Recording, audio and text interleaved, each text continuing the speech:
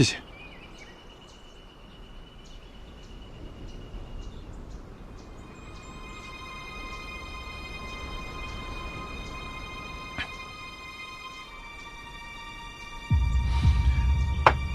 谢谢。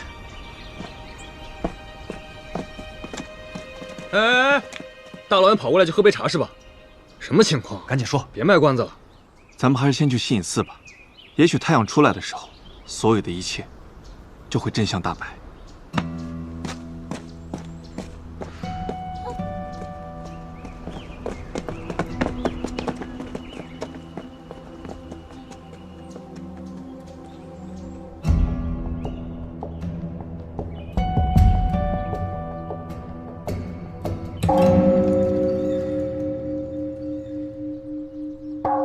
第3个目标是个游医，就藏在韩达被困的土坑下面。还是晚了一步。尽力就好。天下无冤，不过是个理想罢了。施主，老衲知道的已经都告诉你了，一切事物皆因缘而生，缘灭而散。为什么非要这么做？就没有别的办法了吗？那可是人命啊！对他而言，那不过是永生的起点。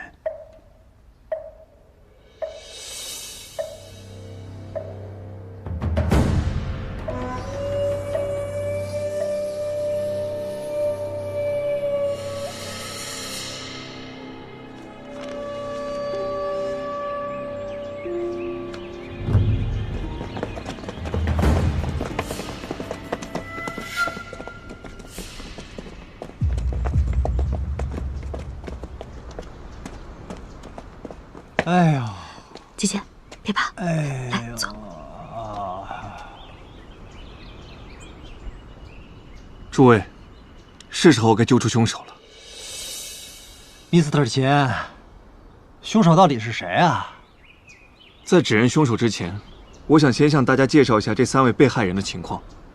第1位死者名叫车景文，他是4存中学的国文教员，也是小凡的启蒙恩师。根据小凡对尸体的勘验，他的死亡时间是4月18日晚11点前后，死因是溺水。第2名死者是吴宇轩茶庄的掌柜韩达，他的死亡时间是4月19日晚上10点，死于爆炸。第3位死者是江州的一名游医，名叫徐三儿，他的死亡时间是4月20日晚上6点，死因是吸入了大量的夹竹桃的花粉。这3个人没有任何联系，怎么会都成了凶手的目标？车景文是一个同僚眼中性格古怪的人，他没有朋友，因为他把自己的精神世界构造得非常复杂。他所寻求的是灵魂上有共鸣的人，所以一般的人根本没有办法与他交流。是啊，记得我与车先生第1次见面的时候，他已经露出了厌世的情绪。我本想化解他的悲观，可是他实在是过于渊博，一番辩机，小僧竟被他辩得哑口无言。不过这事儿过后，车先生3不5时便到西隐寺来与小僧长谈，只是我终究是棋差一招，未能阻止这桩悲剧啊。师父不必过于自责，佛法有云，诸法无常。那这个车景文是为什么被杀呀？因为本案的另外2名死者韩达和徐三儿，韩七跟我说过，案发前韩达找过徐三儿，2人像是在商量什么。韩达和一个游医会商量什么呢？难道他有什么隐疾吗？韩达夫妇一直想要一个孩子，可是……所以，死者韩达用了各种方法，但是没有取得任何效果，他就找到了游医徐三儿。没错，在韩达最绝望的时候，是徐三儿给了他希望。韩七告诉我，韩达为了这个孩子，几近疯魔。我跟你说，咱很快就会有自己的孩子了。真的吗？真的，徐大夫说了，这自古帝王啊，都有炼人药的传统，以此延绵子孙。现在这个方子就在徐大夫的手里，那比其他秘方不知道强了多少倍。只要我能找到一个天残的女子做人药，哇！哎呦，咱们茶园正好有个哑女，就一回，老婆，哎呀，就一回你就有自己的孩子了。可是这没什么可是的，你放心，她就是个哑巴。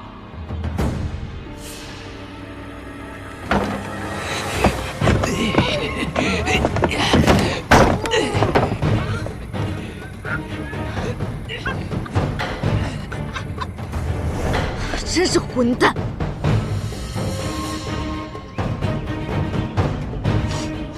别怕，他们已经不能再伤害你了。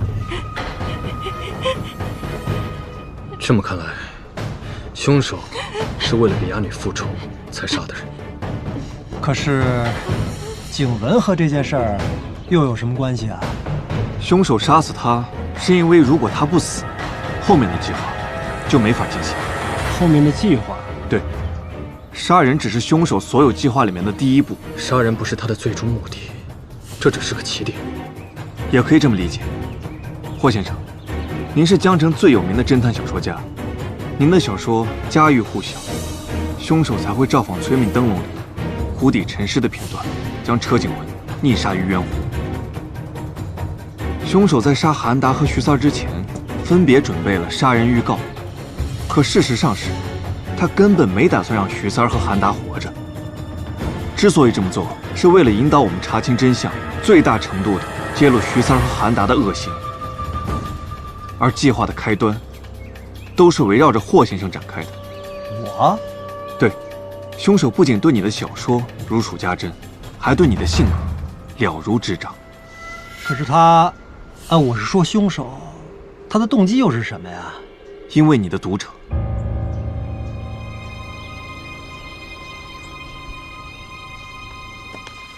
他曾问我，这世上有没有像程森一样的侦探？冒昧的问你一句，霍先生，如果案子结了，凶手绳之以法，你在小说里会怎样描述小凡、宋队长和我？当然是像程森那样了。这就是凶手要做的。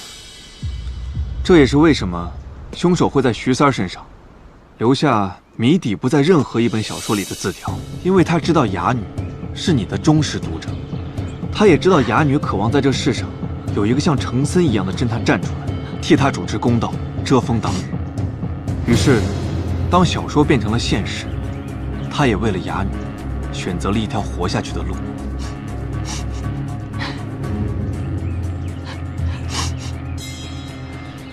说了这么半天，凶手到底是谁呢？凶手就是车景文。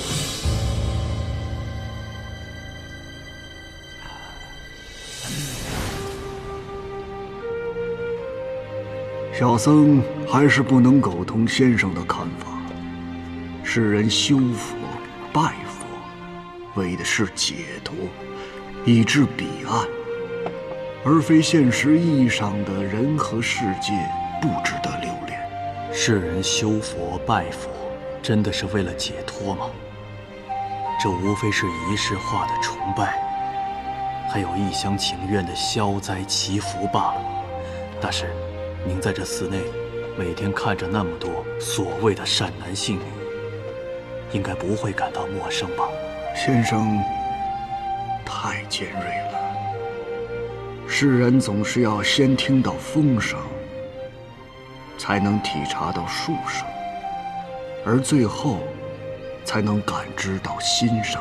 知我者，为我心忧；不知我者，为我何求？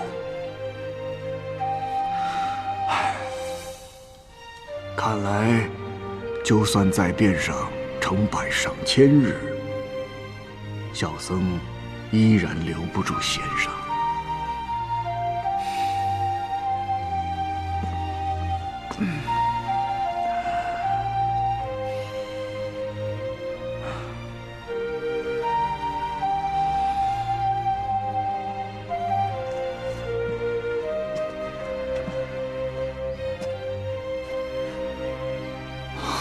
世人不知我，我亦不知世人。陈海师傅跟我说，那日清谈以后，在车先生的背影里看到了向死之形。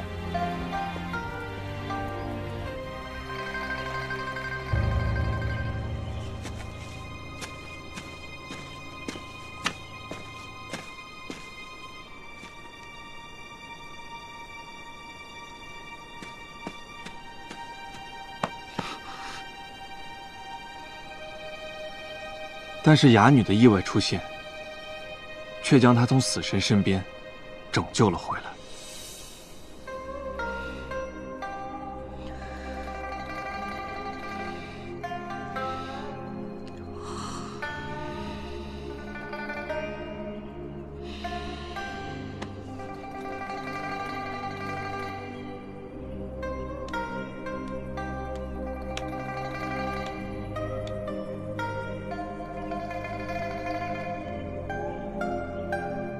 活下去。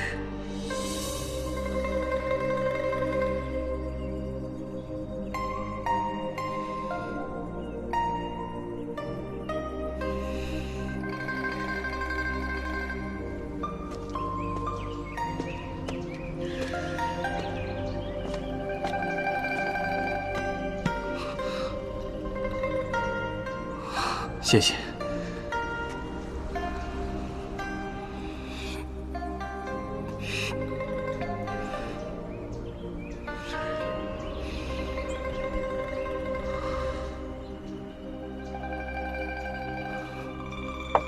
这是你看的书。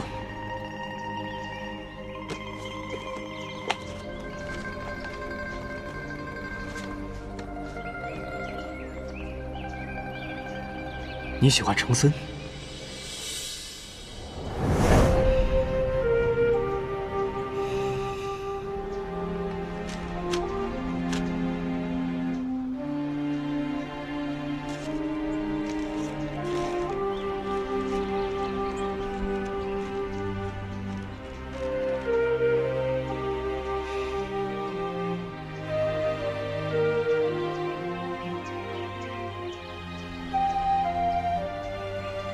谢谢。哑女姑娘天真烂漫，惹人怜爱，让车先生重新感受到了世间的美好和善意。只是这样的日子，并没有持续多久，便被彻底摧毁了。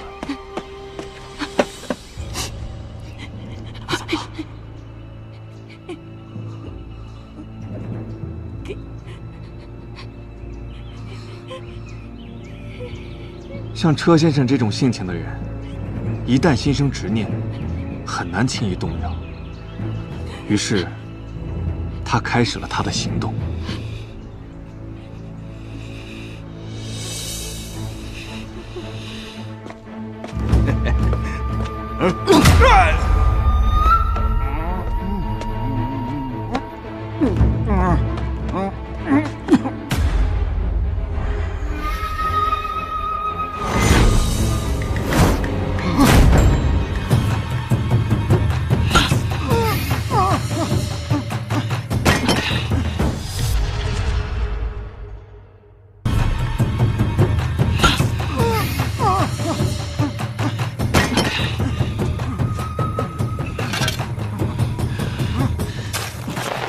他将韩达和徐三儿绑到了盘龙岗，设计好了所有的一切之后，自己赶到渊湖，钻入事先准备好的烛龙，义无反顾地结束了自己的生命。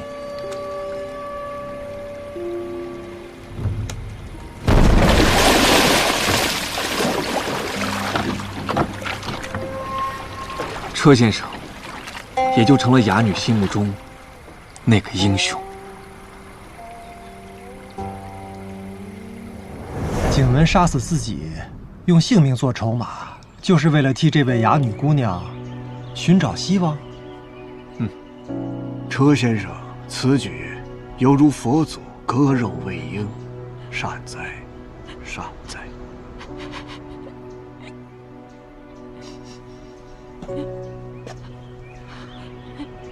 姐姐，车先生为了你做了一次撑伞，你一定要充满希望的活下去，好吗？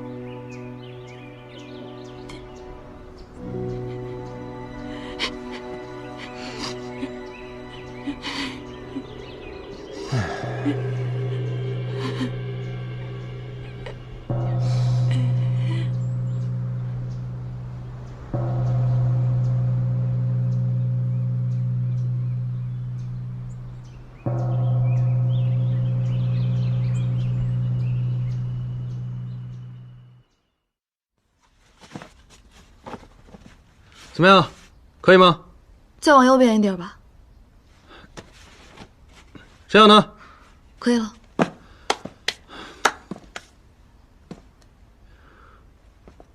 火乐，火乐，想什么呢？我在想，咱们在办案的过程中，是不是理想化了某些东西啊？什么意思啊？车先生的所作所为，你在怀疑车先生的用心？一个可以舍去自己性命的人去帮助别人，这就是先生的品格。我没有那个意思。你们也都看到了，连霍清心那样的人都被车先生的行为所打动。他把哑女带到城里，还当着我们的面起誓，今后会好好照顾她。作恶的人得到了应有的惩罚，车先生也付出了生命。我希望你不要用看凶手的眼光去看他这样的先生。小帆，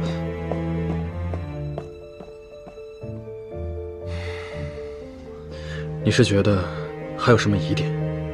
我只是在想，这样的一个人，真的会为了惩罚别人而动手杀人吗？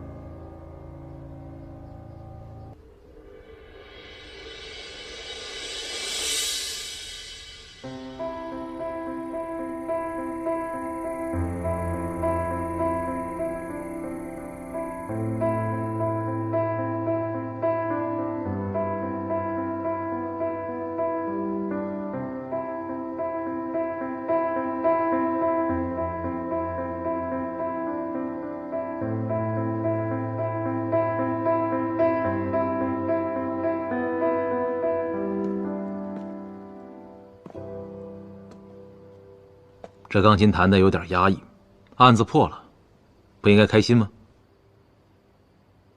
我总觉得这个案子哪里不对劲。你不是说连我的冤情都能平反吗？这世上就没什么难得住你的。怎么这么快就搬起石头砸自己的脚了？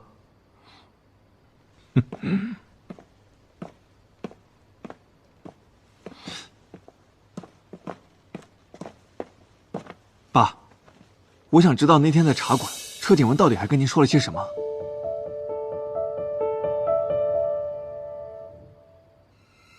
车先生找您就没别的事了？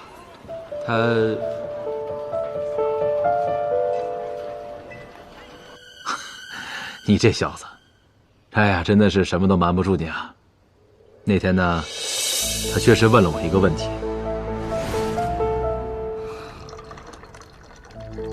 金律师，如果要扳倒实力数倍于己的人，你会怎么做？很简单，啊，随时做好牺牲自己性命的准备。所以您早就猜到车景文有可能是自杀？我哪有那本事啊？我只是觉得这个案子没有想象的那么简单，我不想拿这个信息误导了你。等等，扳倒一个实力数倍于己的人，这更不对啊！韩达只是个茶馆的掌柜，就算加上有一徐三儿，也构不成车先生的担忧啊。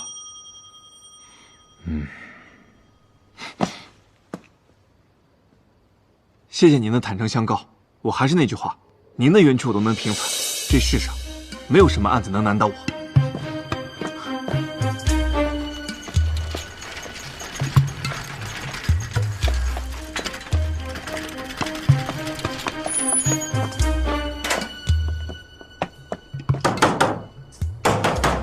有人吗？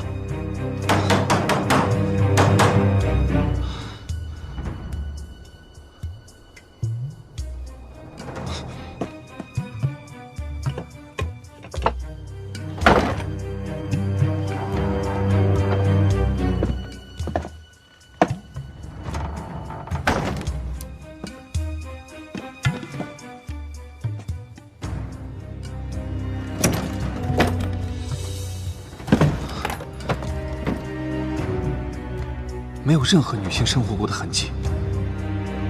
韩达是一个单身汉。哎，稍等，对不起，耽误您打烊了。是这样，我想称2两10里香新茶。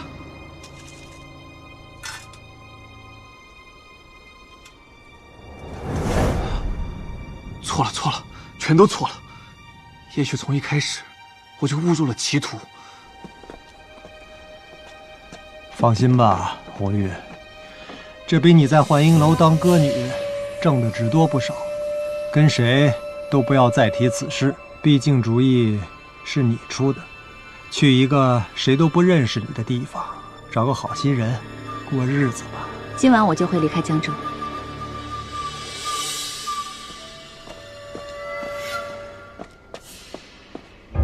先生，给的是不是多了些？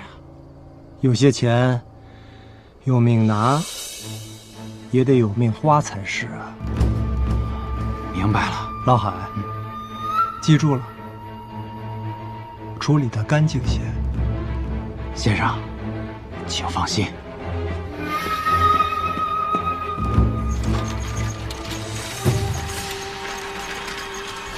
霍某不才，今后愿尽些绵薄之力，让这位姑娘能有一处安身之所。也不枉我和景文同聊一场，希望大小姐能给我这个机会。姐姐，跟我们一起回城吧。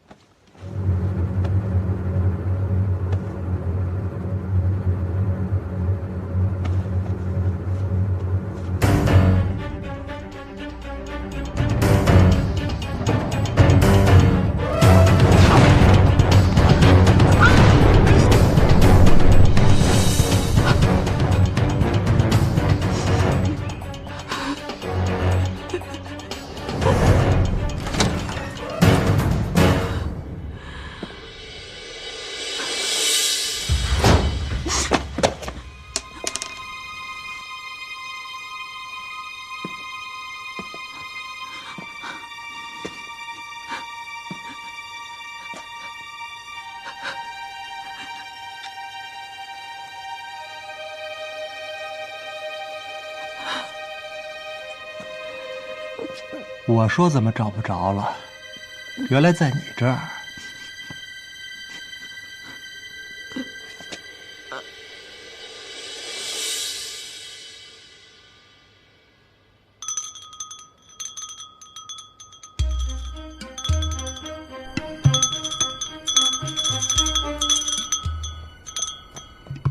谁呀？Mr. 秦，让开！哎，Mr. 秦，出什么事儿了？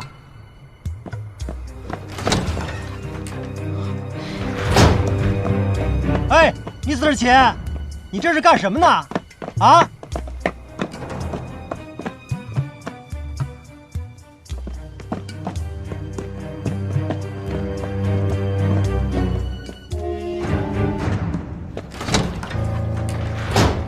？Mr. 秦，你到底在找什么呀？他人呢？谁啊？明知故问。我真不知道你在说什么。其实韩达和徐三儿的死，根本不在车景文的计划里，他只是想通过自己的死，来引导我们揭露你的恶行。但是你棋高一筹，借着车景文的局，连杀了2个人，还洗干净了自己。要不是我去了一趟吴宇轩茶庄，差点就被你蒙混过关了。那又怎么样？果然是你。但是你永远都不会找到证据。韩达的妻子，不，假妻子，已经去阎王爷那儿找真韩达了。至于哑女，你刚才不也找过了吗？该死的人都已经死了，而且我还把车静文塑造成了一位令人敬仰的大英雄，这是多么动人的结局啊！你又何必画蛇添足呢？可事实就是事实，你再怎么掩盖，那也是虚构。因为稿子的问题，你想请车景文帮忙，3番5次被拒后，你心有不甘，便当了一块狗皮膏药，打算死缠烂打。你在跟踪车景文的途中，在茶园发现了清新脱俗的哑女，你起了色心，但碍于来之不易的名声，不敢贸然行动。我猜你一定是通过那个韩妻，认识了韩达和徐三儿。红中，砰！你们臭味相投，便立即勾结在了一起。霍老板，该你了。霍老板，霍老板，霍老板，不就是个哑女？交给我红玉，我们幻音楼对付这种雏啊，有的是现成的法子。你们一番商议之后，便去了茶山。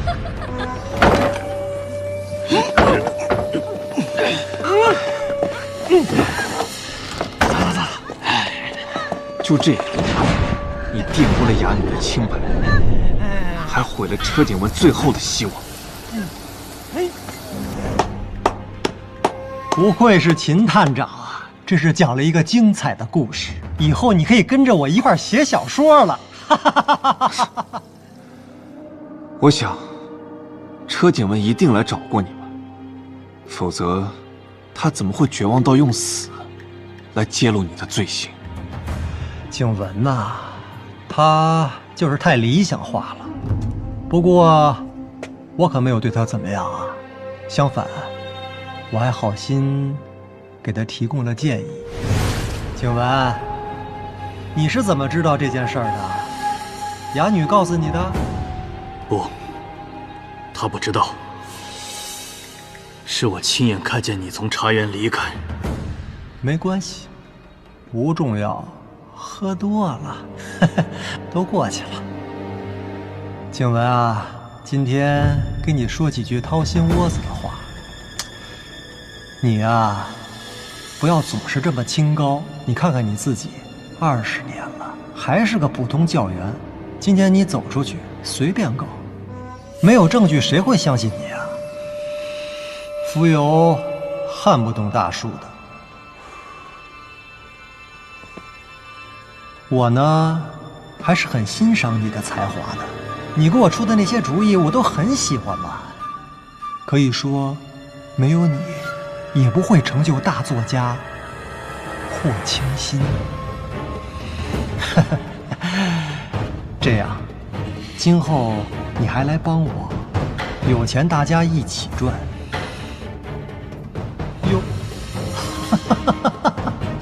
不就是个姑娘吗？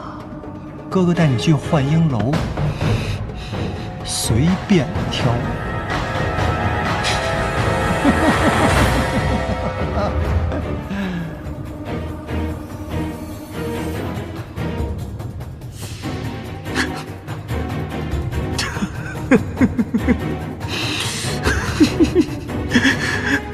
苍天不仁，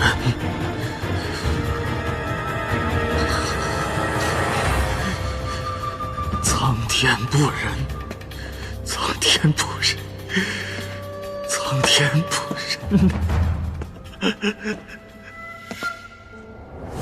车先生的尸体一被发现，你就明白了他的用意，并且立马找到了对策。无自信、毛笔、被收买的歌女、炼人药的传说，以及小凡对车景文的敬仰之心，你利用这些编织了一张巨大的网，然后一步一步将我们领入圈套。不可否认，比起你这几本破小说，这一篇显然更见功力。去杀韩达和徐三儿，并不是车景文，而是你派人去的。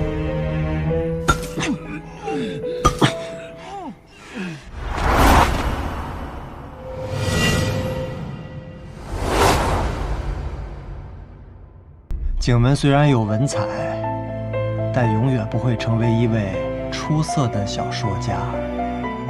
而我不一样，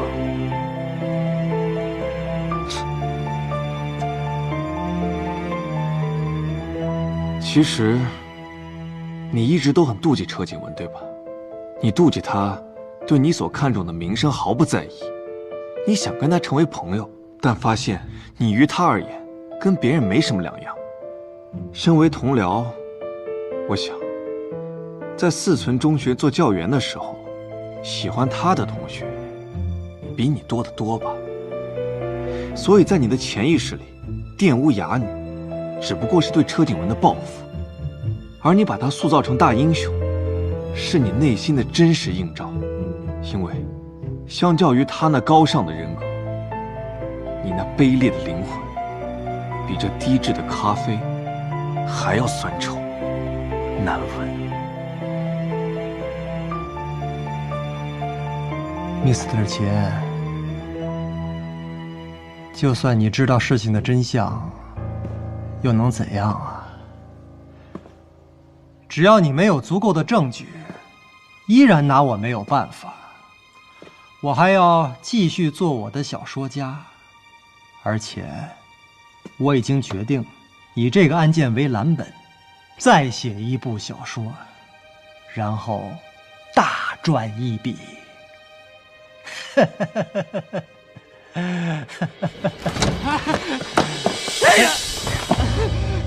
先生，我对不住你啊！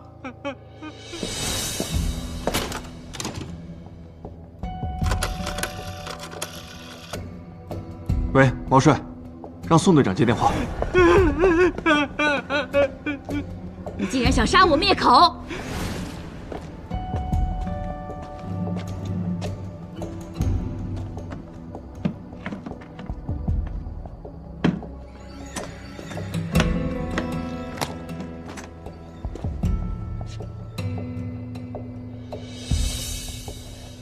你别杀我！你别杀我！这些钱我不要，都给你。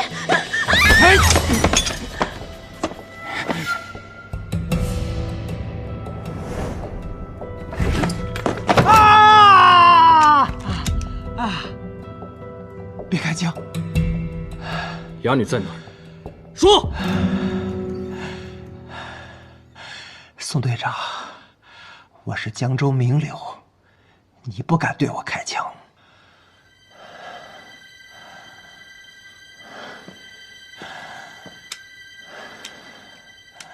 我敢？你不是爱编故事吗？今天我也给你编一出。待会儿我就开枪崩烂你的脑袋，然后把枪交给你的管家，并且由他作证，是你的管家利欲熏心偷走了你的钱，还杀了你灭口。赌吗？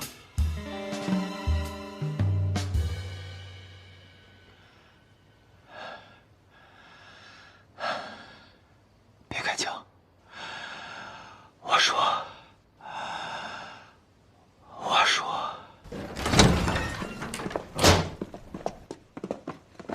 人呢？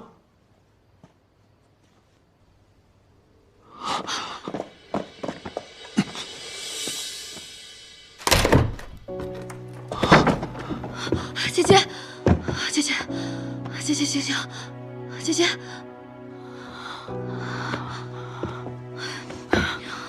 没事了，我们都知道了，快去！哈哈哈哈哈！我的小说终于有一个完美的结局了，这是完完全全属于我的小说。可惜景文他再也看不到了，哈哈哈哈哈！哈哈哈哈哈！啊！哈哈哈哈哈！哈哈哈哈哈！啊哈哈！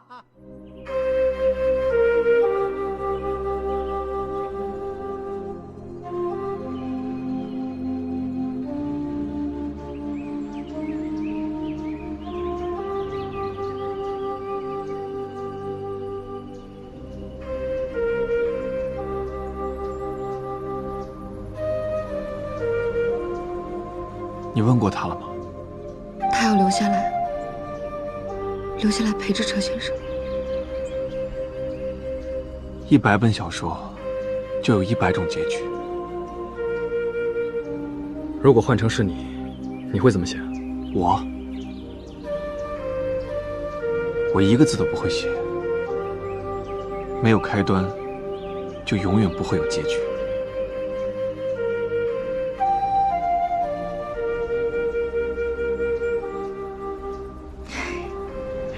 写什么小说啊？我们要做程森那样的侦探，给姐姐和车先生这样的人带来希望。快看，彩虹！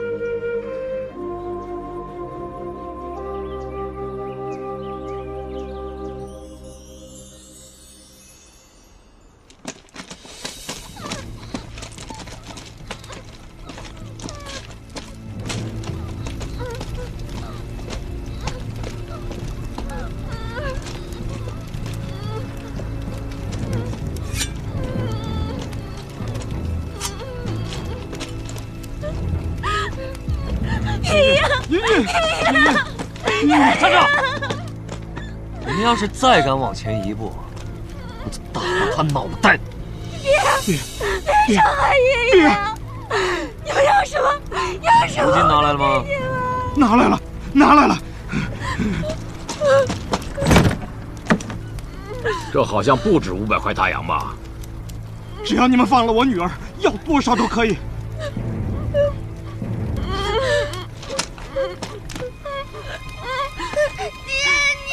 爷爷，何老板，知道我为什么让你们夫妇亲自来赎人吗？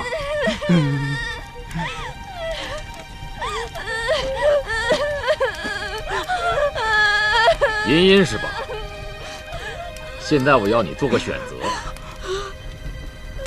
你选哪个，今晚就可以跟他回家，剩下的那个就交给我们来处理。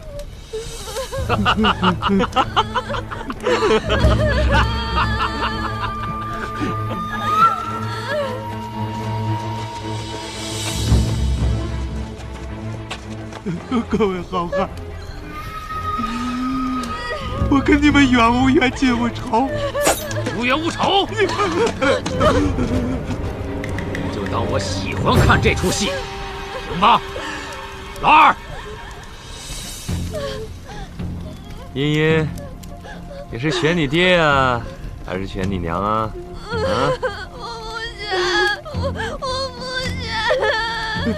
我就给你5个数的时间，要是你还选不出来，你们一家人都别想活着。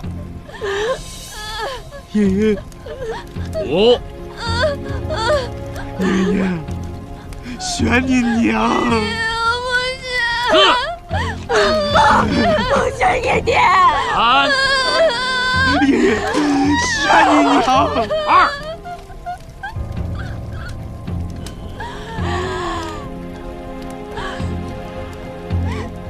1。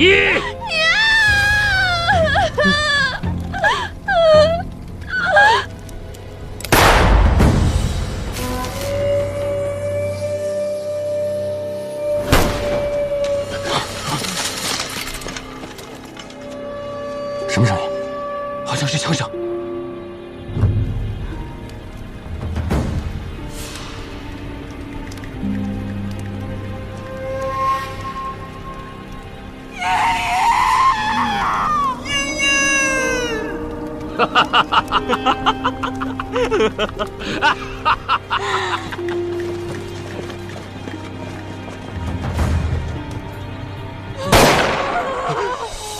都别动！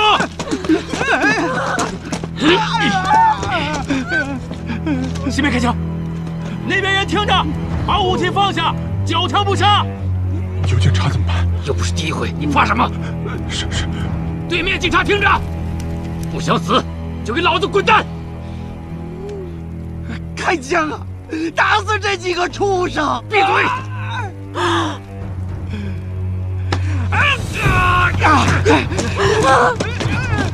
给我追！打！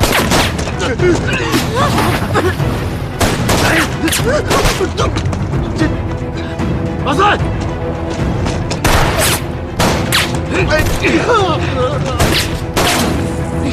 撤！走！快点！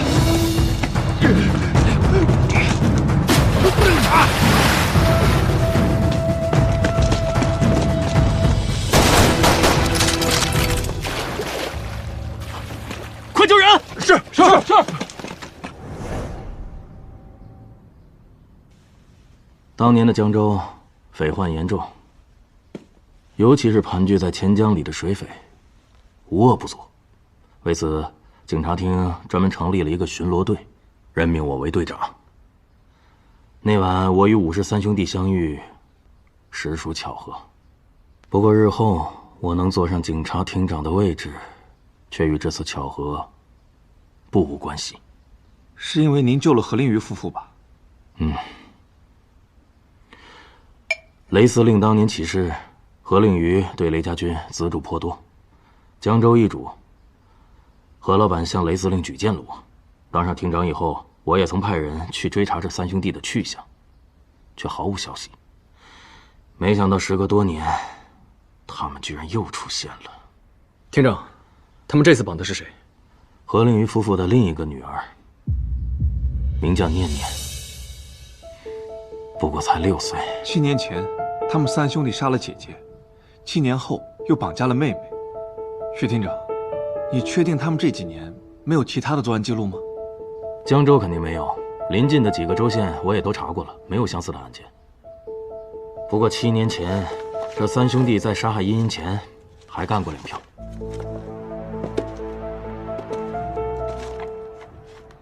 胡阿生，男，12岁。7年前6月18日，胡阿生遭到绑架。据后来胡阿生夫妇称，凶手3兄弟所要的赎金为3块阴阳，必须是他们夫妇同时前去赎人。另外一名被害人名叫白小燕，14岁。凶手3兄弟也是要求他们夫妇一同前往赎人，只不过他们所要的赎金是20块阴阳。徐厅长，死者之间的社会关系是怎么样的？那他们与何家呢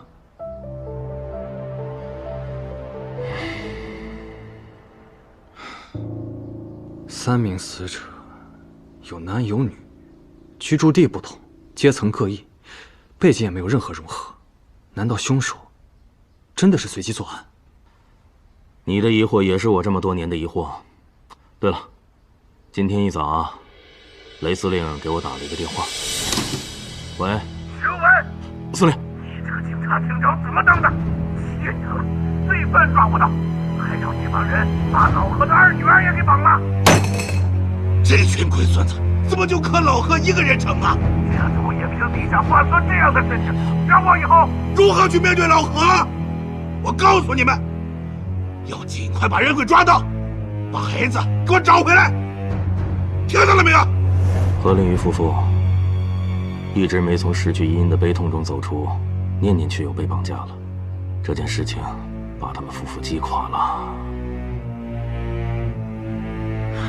厅长放心，我们一定尽快破案，把念念救回来。